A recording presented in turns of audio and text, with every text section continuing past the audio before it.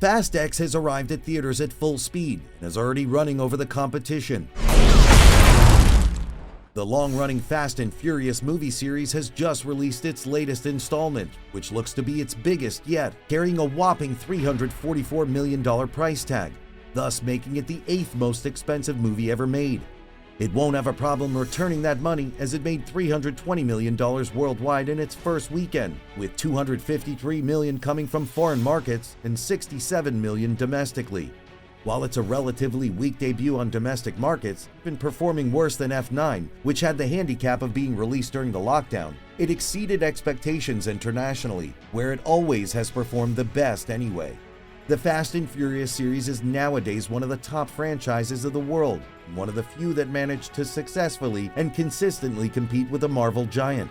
After 11 releases, which include the spin-off Hobbs & Shaw, the series has managed to gross a combined $7 billion, making it the 7th highest-grossing film franchise. Quite a leap for a franchise that was once a mid-budget, schedule-filling series of action films based on the street racing subculture, and that, by the third entry Tokyo Drift, was already running on fumes. Seeing diminishing returns and having virtually lost all of its stars since Vin Diesel had refused to return for the second installment, Too Fast, Too Furious, and Tokyo Drift featured an entirely new setting and cast.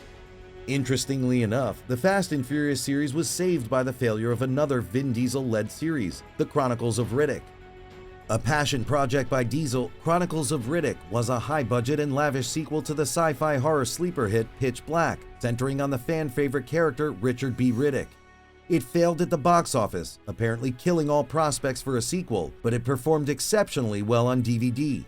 This led to Universal proposing to Diesel that all rights of the Riddick series would revert to him, and that they would distribute any possible sequels if Diesel would be open to appearing in Tokyo Drift as a cameo.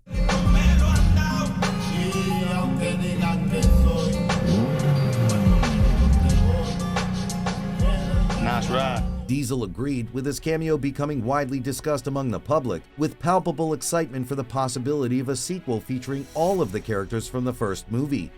While another Riddick movie was made and a fourth is in the works, Fast and Furious has thrived ever since and made Diesel the 8th best paid actor in the world as of 2023, with an annual salary of $20 million.